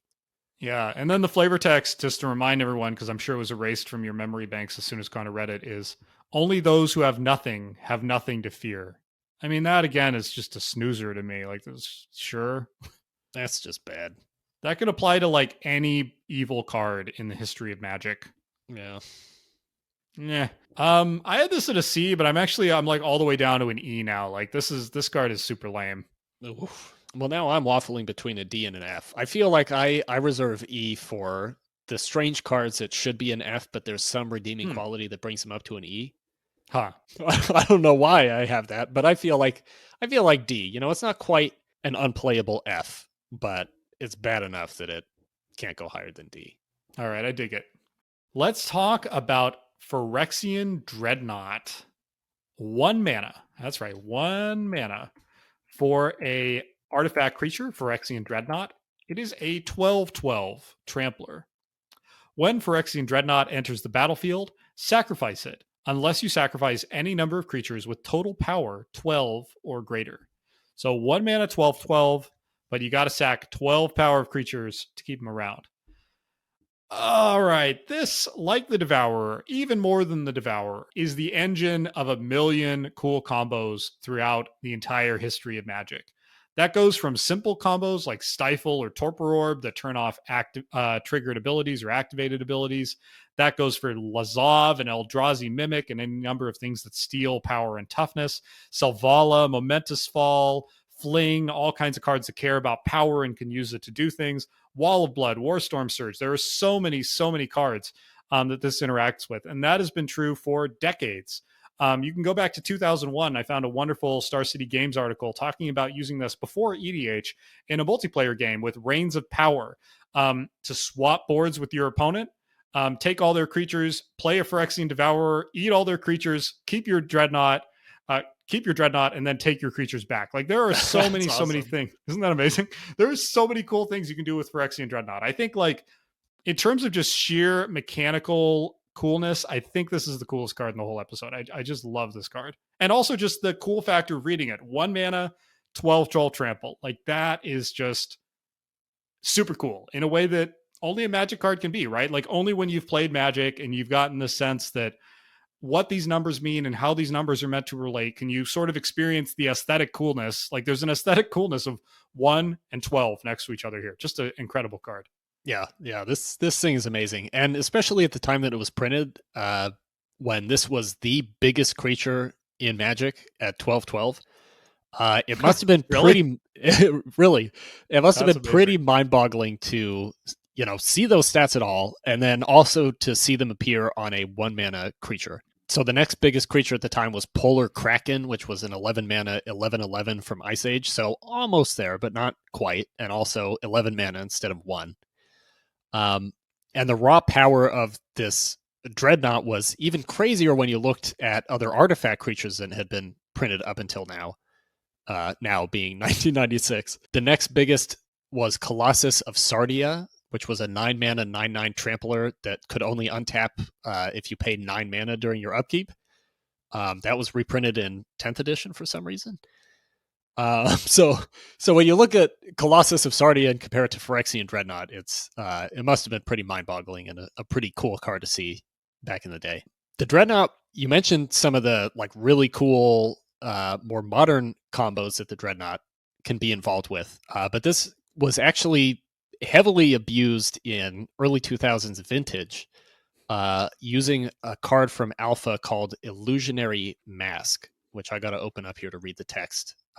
There's kind of should we even read it, or should we just summarize saga? it? I probably should read it because it is a huge mess. Well, let me finish the Dreadnought thought, and then maybe we can have a little Illusionary Mask tangent. But basically, you'd use Illusionary Mask to put the Dreadnought into play face down for 1 or more mana. It would only flip face up when it became tapped or took damage or became targeted, I think. Oh, I'm sorry, just if it would assign or deal damage, be dealt damage, or become tapped. So you would attack with the Dreadnought, it would become tapped, it would flip over and suddenly be a 12/12 trampler that you'd played potentially on turn 1 with Dark Ritual and the Illusionary Mask. And you'd have a 12/12 coming out of nowhere.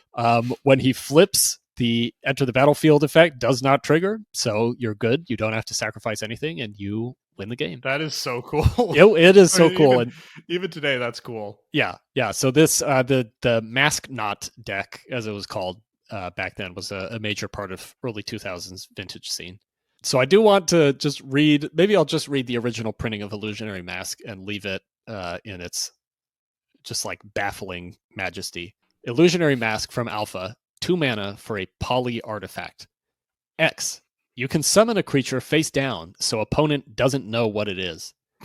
The X cost can be any amount of mana, even 0. It serves to hide the true casting cost of the creature, which you still have to spend. As soon as a face down creature receives damage, deals damage, or is tapped, you must turn it face up. I just love everything about that. You can see why the rules people were struggling. Like, imagine trying to figure out all the corner cases involved with this card. Yep. So I'll leave the Illusionary Mask discussion there, but that card with Dreadnought is just incredible. It's actually kind of worth looking up like the 30th anniversary edition as well, if you're looking at some of these images, just to see how small the font has to be to fit into a modern card frame. Explanation in modern Oracle text is even more complicated, but it's clear. It makes sense, but it is a lot to digest. I think it's one of those weird ones where kind of the alpha one is clearer because it's not trying to work within the rules. Making it work within the rules takes a lot of text. Speaking of the rules, this is another one like our Phyrexian Devourer from earlier that received a joyless errata. So in 1999, this was errataed temporarily so that you had to pay the cost before it even entered the battlefield, just to prevent any possible shenanigans. Before that, Wizards tried to rein in shenanigans with, honestly, interactions I don't even understand, with things called series and batches that used to exist in Magic rules, to prevent you doing cool things with this, with like Altar of Dementia. Like, it really seems like back then, like, Wizards was determined to prevent you doing cool things with cards that seem sort of obviously designed to be abused, and B, Wizards was very comfortable with like quote unquote spirit of the card, functional power level errata back then. Like, it's really alien now. Like, Wizards doesn't mess with cards except for alchemy. They're either banned or they're not banned, and they live with their mistakes. But back then, Wizards was just like, yeah, Phyrexian Dreadnought does whatever we need it to do, and I'm glad that we moved away from that. Like, Magic should be about finding loopholes. That's half the fun. And I mean, imagine trying to actually keep up with those rules in 1999, right? If you're not right? If you're not actually on the tournament scene or like friends with a judge, like how would you even find out about that errata? That's a great point. You'd have to like call Wizards customer service or buy every issue of the Duelist or something. Like, it would be very, very hard. Yeah. And as far as I can tell, like, a lot of this just happened in Usenet or something. Like, I genuinely don't know how you keep up with it. One more thing before we get to ratings. There's a tragedy here that this is on the reserved list. This is such a cool card. I would love to see this card in modern, maybe even in standard. Like, I feel like this card could do some really fun, interesting things in a lot of environments if it was allowed to be free to play. That is a tragedy. And it has actually affected its price in a way that is not true of Phyrexian Devourer. Yeah, or Phyrexian Tribute. Yeah. Well, before we move on to the ratings, I do want to call out the art here, which is just amazing, incredible. It is so sick. The Dreadnought is basically this massive mechanical worm, almost a like worm coil engine vibes, covered in spikes. If you look really closely in the art, you can see, I guess, a wizard trying to cast a fireball at this massive Dreadnought. Obviously, it's not going to work for that tiny little wizard, but this is just so cool. And it feels like this must have served as an inspiration artistically for a lot of future Phyrexians. I love that you said that, because to me, this is with Gate to Phyrexia and Priest of Yawgmoth. One of the cards that really kind of nails what we now think of as Phyrexia in a way that's a little more muddled in Phyrexian Purge or even Phyrexian Tribute or the War Beast. Like this is what Phyrexia still looks like, maybe more than any other card we've talked about. Also, Pete Venters, who has come up a lot in this episode for all of his Phyrexian goodness, is the only Magic the Gathering artist that we've met in person at the Ravnica pre-release. Yeah, wow. I wish I'd had a Phyrexian Dreadnought for him to sign. Oh, man. All right, Connor, I'm just going to come out and say it. I'm not going to dance around it anymore. This is an easy S rating for me. Yep. It's got to be an S. Firing on every single cylinder. All right. It's going to any other card after that almost feels like a letdown, but it's not fair to whatever has to come next. It really isn't. But we have to move on to Phyrexian Vault. This is a 3-mana artifact. You can pay 2 mana and tap it and sacrifice a creature to draw a card. Flavor text says, the secrets of Phyrexia are expensive. You will pay in brass and bone, steel and sinew. Kervek. And actually, the Oracle text and printing are exactly the same here. Woo. So, Phyrexian Vault feels, at least my first reaction to it was, this is kind of janky by today's standards, where, we live in a Reckoner bank buster kind of world. And especially when you think about this in terms of Magic's early days, where things like creature tokens weren't really much of a thing. You couldn't, crank out a whole bunch of 1/1s to sacrifice to your vault. You're paying a total of 5 mana to draw your first card off of this vault, and then sacking creatures every time you want to do that. This is essentially kind of a Phyrexian flavored Jayemdae Tome, which is a card from an artifact from Alpha that was reprinted in Magic 2013. Jayemdae Tome costs 4 mana to play and 4 mana to tap to draw a card, which is quite a bit more than Phyrexian Vault. And then you've got this Phyrexian spin on it here, where you save on the mana. It costs less to play it and less to activate it, but you have to sacrifice a creature, which is kind of a cool flavor tie in there. But what do you think about this card, especially like its power level compared to similar artifacts that, can get you consistent card draw? Yeah, I think even back then, I'm probably taking the Tome. The flexibility of the Tome and the fact that the Tome gets you ahead in cards, right? This card doesn't, particularly back then when there's not really token makers. This thing just leaves you card neutral and behind on mana. Like, yes, it's cheaper to activate, but now you need to cast the thing you drew and you paid for the creature you sacked. So I think this card is cool and interesting. Probably even back then, not very good. I think the thing that kills this most today is the tap, which feels honestly kind of mean to me when you have to put mana into it anyway. This could just be 2 sack a creature, draw a card. And I think it would be fair enough. Interestingly, though, there aren't like that many definitively better cards. I'll link a Scryfall search that I believe includes all like sack a creature, draw a card effects. The only thing that's strictly better, or that is the card I just described, is Thalid Soothsayer, who's a 4 mana, I can't remember the stat line, 4 mana creature that's 2 and sack creature, draw a card. I think the most interesting parallel actually is a card called Relic Vial from Zendikar Rising, which is exactly this card: 3 mana, 2, tap, sack a creature, draw a card, but it's got a Blood Artist ability tacked on that's only active if you control a cleric. So that's kind of an interesting spin on this card. And it shows this card is not totally beyond the realm of playability today, I guess. Like they can print a bad uncommon today that does something similar. That's a good point. Like, other than Reckoner Bankbuster, I couldn't really find anything that much better than this, even today. Yeah, I think Wizards doesn't want to put like I don't think Wizards would ever want to do a like no mana, no tap version of this. Right. Now I'm worried they have, and I'm just forgetting it. But because it's too dangerous an engine, right? So I think there's always got to be some external kind of limiting cost on this. So I don't think this is totally useless, but I think it's pretty close for today's standard, or today. It does show up in 1,100 decks on EDH Rec, which is, it's not nothing. It's not a lot, but it is seeing some play. Yeah. One other thing to mention about the time this was printed at is that there was damage on the stack. That meant that you could have your creature that's getting blocked or blocking creature deal its combat damage and then sacrifice it to the Phyrexian Vault, and you get the damage and the card, which is not the case anymore. So that does make this a little bit better. Yeah, I actually don't know. Like, I think the stack was being invented around this time. I don't know if it had yet been invented. So I wonder, like, Maybe damage was not on this stack back then. Yeah, I don't know. One other thing I like about this card is I love this old school art. Like, it's not my favorite. I wouldn't like get a print on my wall, but it looks like the cover of like an old AD&D module to me. You know, it's got this kind of like Oh, it does. technical skill, but also sort of a motionless quality. Like both the figures are in motion, and yet they don't appear to be, like in a kind of a still photograph kind of way. Like it's a quirky piece of art, and I like looking at it. Nothing really Phyrexian about it other than sort of a machine. Yeah, it's we're still definitely a little bit confused on what a Phyrexian is at this point in Magic. Yeah.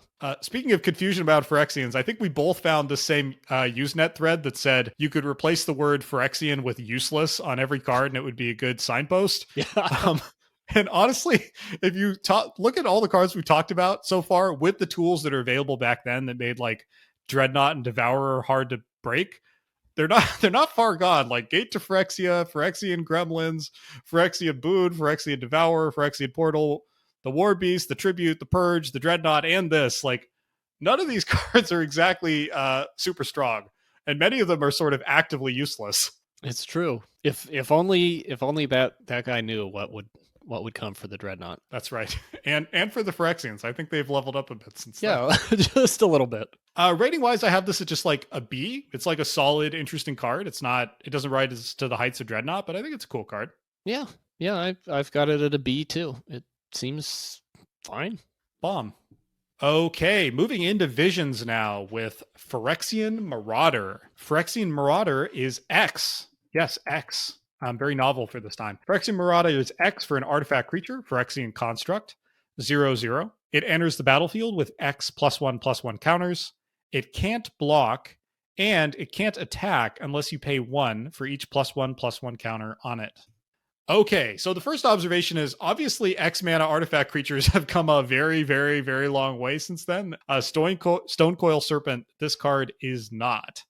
And yet, this card, despite being obviously terrible, did see a good amount of legacy play for a short burst of time. Now, that is not due to any intrinsic virtue of this card. This saw play in the first Flash Hulk deck. So Flash Hulk is a older archetype in Legacy, and I think maybe Vintage for a while. And the way Flash Hulk works is you use Flash, which is 1 into you, put a creature into play, and then sack it, to flash in Protean Hulk, which is a Ravnica card that lets you pull any number of creature cards from your deck onto the battlefield with total mana value 6 or less. And because this has a mana value of X, its mana value is 0, which means you can pull all of the Phyrexian Marauders out of your deck. And so what you do is you pull 4 of these out, 4 Shifting Walls, which are an X wall that also, just cost X and therefore has a mana value of 0. And then 4 Disciples of the Vault. Disciple of the Vault is Blood Artist, but for artifacts. So every time an artifact dies, your opponent loses 1 life, you gain 1 life. So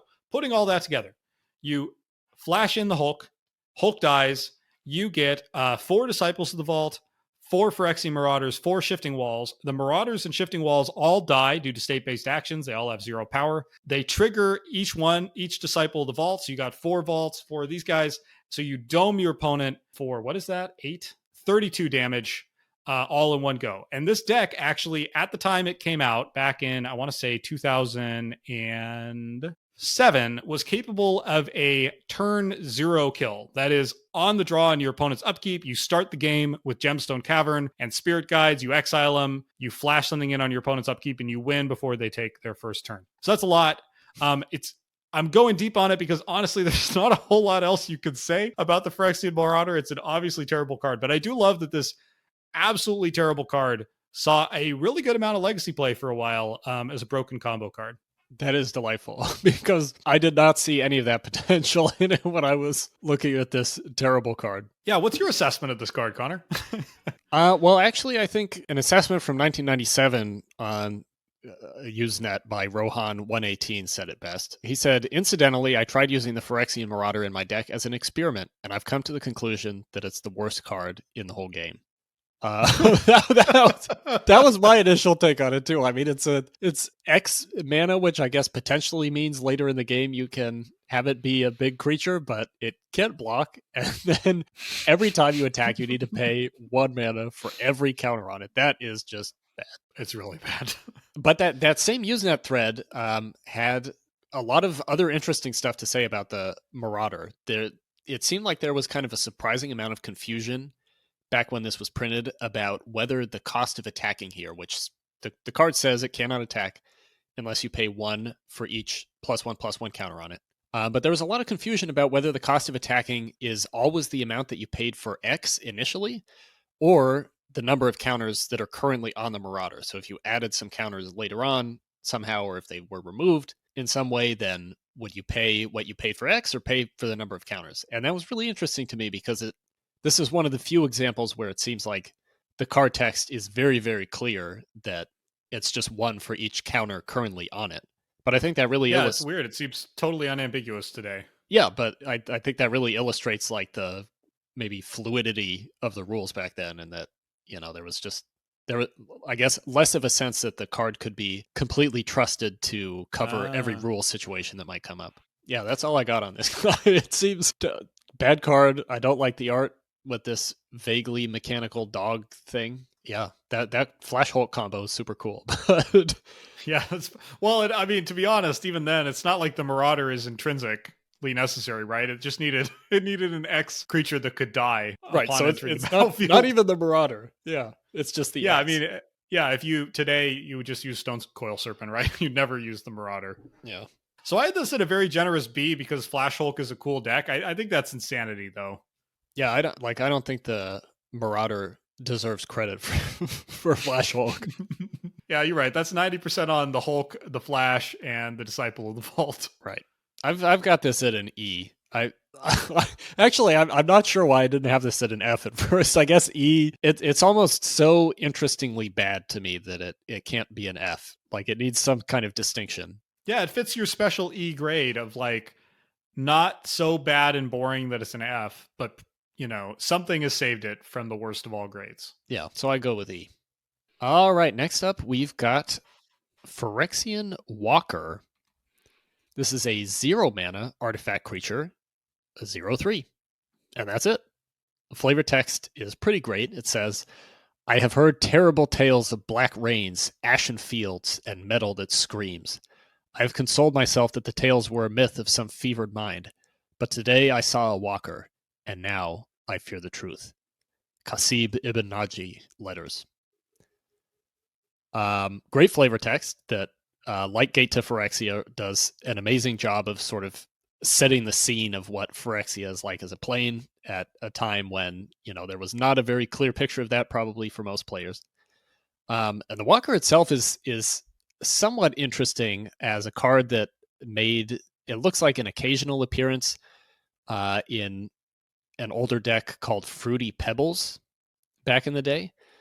The idea of Fruity Pebbles is you would get a Enduring Renewal and a Goblin Bombardment out on the field. Enduring Removal is a white enchantment that, in relevant part here, says whenever a creature is put into your graveyard from play, return it to your hand. Goblin Bombardment lets you sack a creature to deal 1 damage to any target. Phyrexian Walker is a 0 mana artifact creature. So you get your Enduring Renewal out, you get your Goblin Bombardment. You sack the Walker to Goblin Bombardment to deal 1 damage. It goes back to your hand with Enduring Renewal. And you keep doing that over and over and over until your opponent's dead. So cool that this is part of an infinite combo, but it, just like Phyrexian Marauder, the only relevant thing about the Walker to that combo is that it costs 0 mana. So I'm not sure it deserves the credit. Yeah, this is one of those cards that's kind of cool. I don't have a ton to say about it. It's just, 0 mana things I think are always cool. This is like the partner to Ornithopter, right? I have in my notes that if Urza had Ornithopter and the Phyrexians had this Walker, like I think that's why Urza won the war. Like there's clearly some edge Urza had there where he knew it was worth losing a toughness to gain flying. And so this card doesn't have the kind of storied history that Ornithopter does of, showing up in combos, but also carrying equipment and doing all kinds of broken, degenerate things. Other than that, I mean, I think this is a fun card. It's a cool card. It has some combo potential. It's got good art. It's got good flavor text. It's a solid card.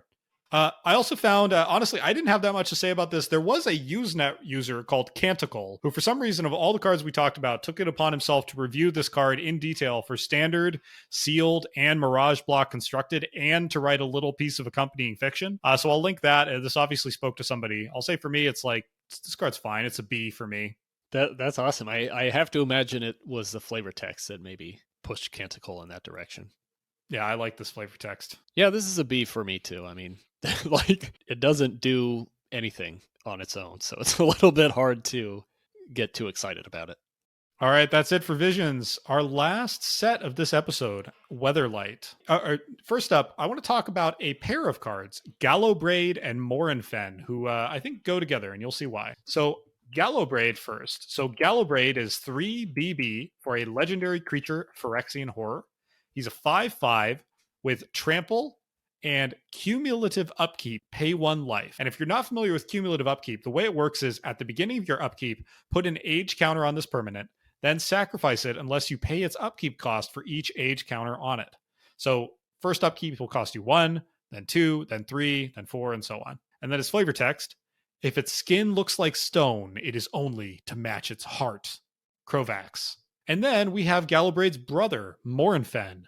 Morinfen is 3 BB for a 5/4 legendary creature Phyrexian Horror with flying and cumulative upkeep, pay 1 life. So very much mirror images of each other. One is a 5 mana 5/4, one is a 5 mana 5/5, one has flying, the other has trample. Both have cumulative upkeep, pay 1 life. Oh, and I should say the flavor text on Morinfen. I looked into its eyes, and its soul was so empty, I saw no reflection, no light there. Crovax. I can't help but read these like that because it's so heavy-handed. There's no other way so dramatic. I can't say a ton about these cards mechanically, but Connor, I think you have some stuff to say about where these fit into the story of Weatherlight. Just a little bit. So you said earlier that these two are kind of brothers. They literally are brothers in the lore. So if you'll remember where we left off with Yawgmoth and the Brothers' War, about 4,000 years after that, Yawgmoth is ready to rock again, and he's getting ready to invade Dominaria. So the set that we're in with Gallowbraid and Morinfen, Weatherlight, story-wise, is following a flying ship of the same name, Weatherlight, on its journeys to basically assemble this powerful weapon known as the Legacy, with the goal of destroying Yawgmoth once and for all.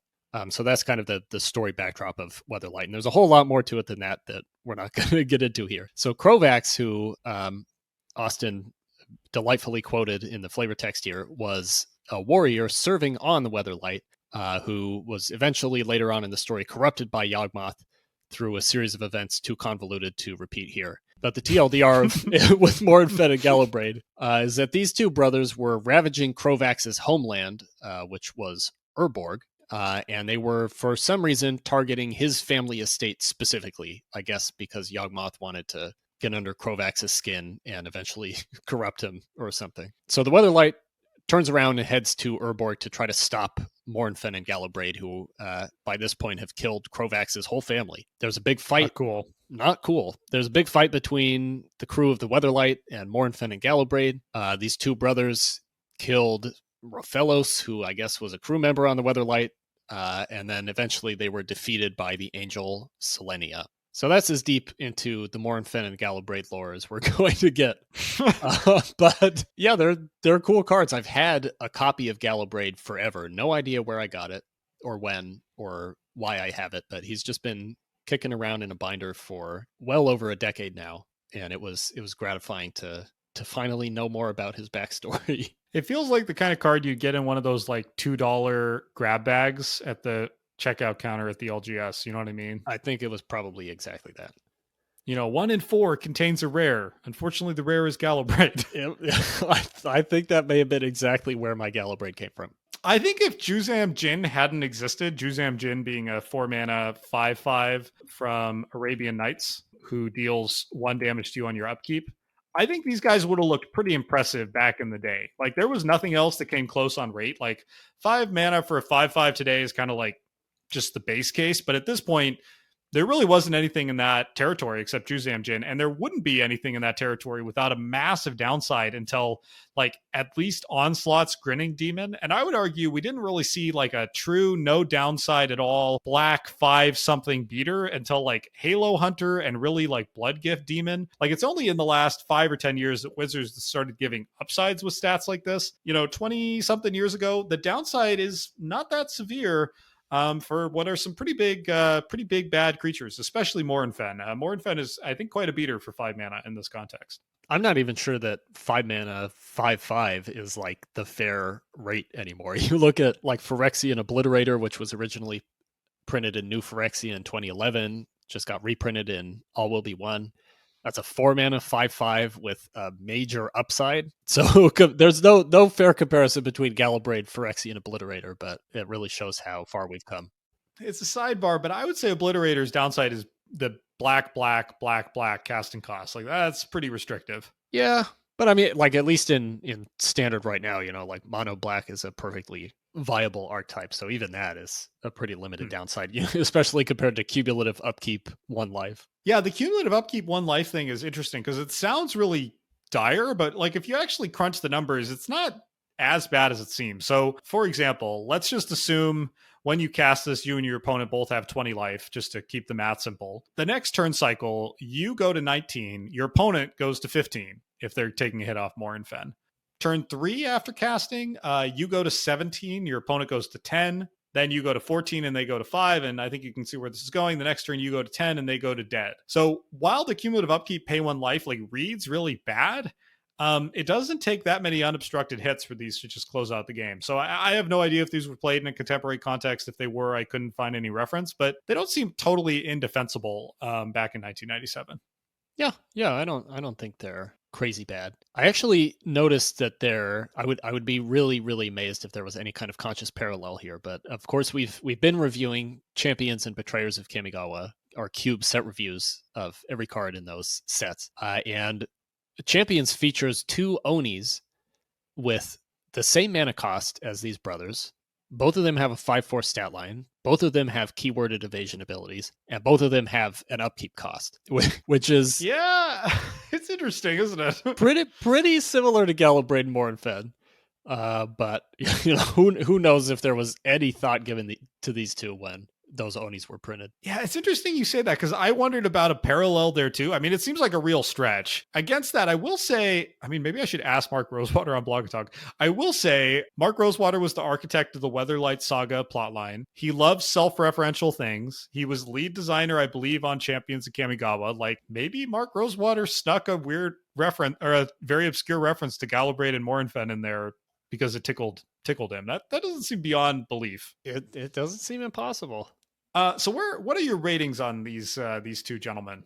I mean, as much as I love my own Gallowbraid sitting in my binder, I feel like I can't in good faith give either of these better than a D. Yeah, that's pretty fair. I had a D for Morinfen and an E for Gallowbraid. Like if I had to play one, I would definitely play Morinfen over Gallowbraid. Yeah.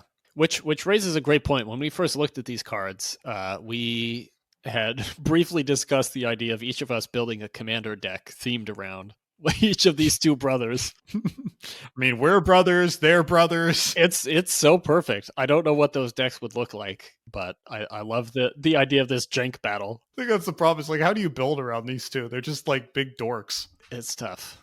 All right. Well, I think this priceless quote from the fandom page for Gallowbraid and Morinfen, which does exist, is the best way to leave these 2. Morinfen had wings, while his brother had not. It's like Tolkien. It's not going to get better right there. All right, let's move on to our final Phyrexian card, Phyrexian Furnace. This is a 1 mana artifact. Tap, exile the bottom card of target player's graveyard. Pay 1 mana, sacrifice Phyrexian Furnace, exile target card from a graveyard, draw a card. So, very first thing that jumped out at me about this card, other than the art, which we'll get to, is the fact that the graveyard exiling ability must target the bottom card of target player's graveyard, which was something I don't think we ever see at all in Modern Magic. Have like anything having to do with the order of cards in the graveyard. But that was actually kind of a mechanical theme in Weatherlight. Weatherlight, Mark Rosewater has said that this was a first set where the graveyard was strongly mechanically relevant, where cards actually cared about what was happening in the graveyard, how many cards of types you had in the graveyard, I guess what the order of cards was. And there's actually sort of a graveyard order matters theme to the set. There are about a dozen cards in Weatherlight that care about the top or bottom card of a graveyard that might, reanimate a creature, the top creature of your graveyard, or, do something else to that effect, which was super interesting to me.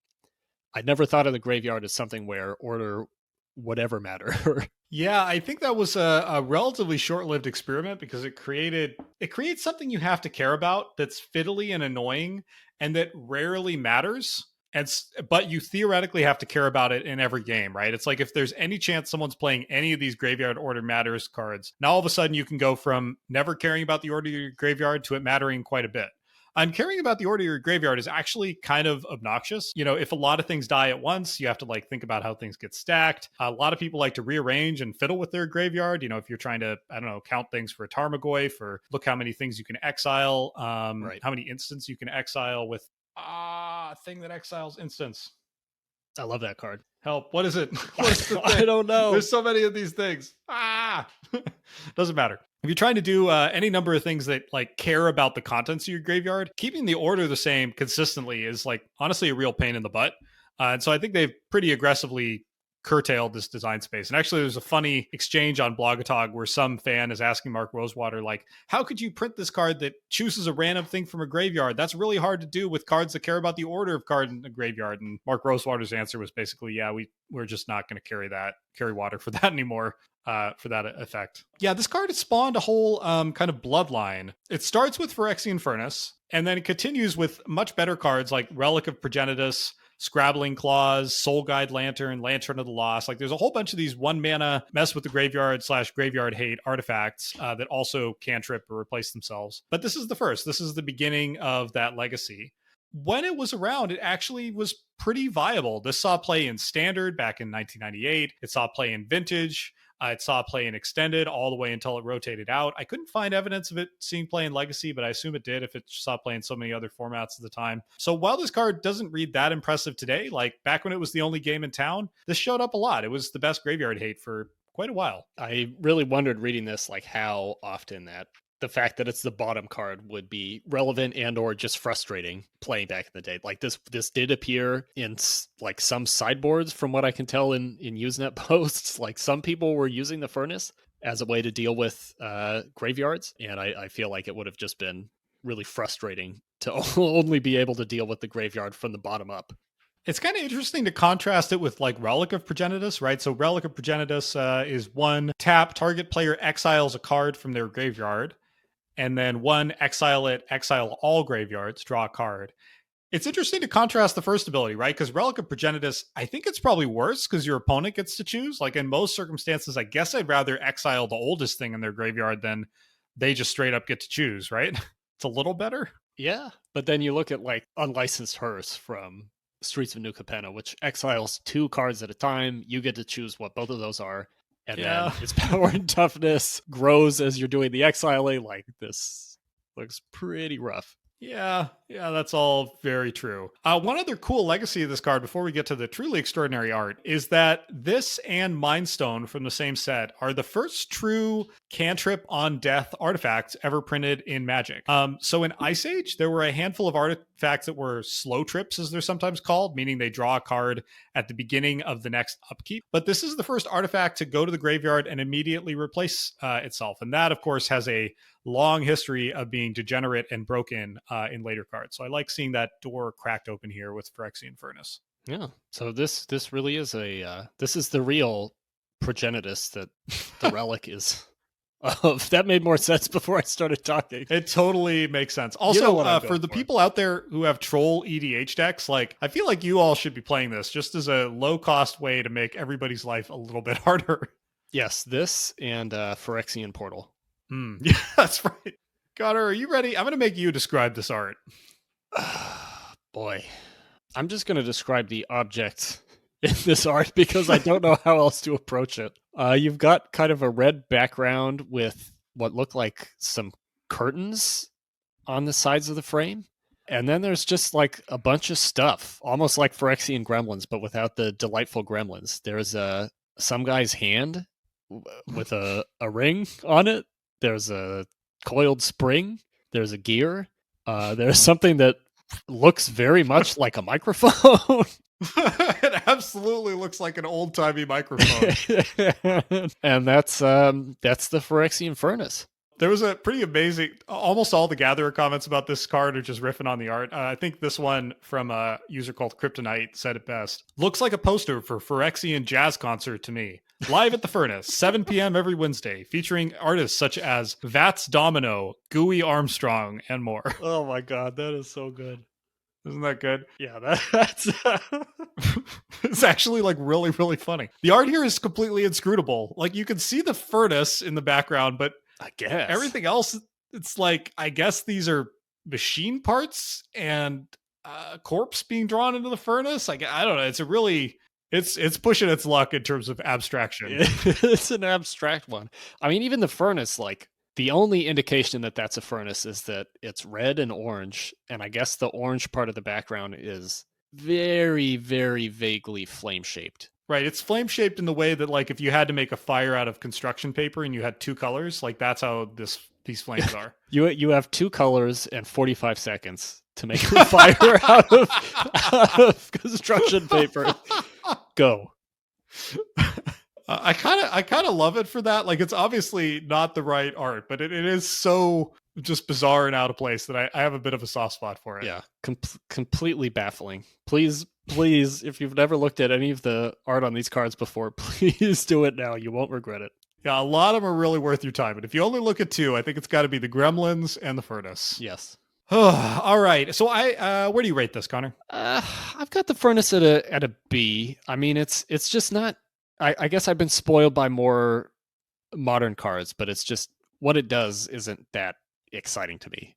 I have this in an A, bleeding into S for me. It's not quite an S, Wow. I think, honestly, because of the art, but I love the competitive history. I love the way this, like, not only saw a lot of competitive play itself and was important in many formats, but like created a whole lineage of cards like Relic and Scrabbling Claws that are super relevant to all kinds of formats today. And that all starts right here from this card. I think that's pretty cool. Okay, yeah. That's you're persuading me. I think I could come up to an A. All right, let's end on an A. That's a nice note to end the episode on. That is. Well, I hear Vats Domino is going to be opening at the Phyrexian Furnace any minute now, so I think it's time for us to call this episode complete. That's COMPLEAT, Connor.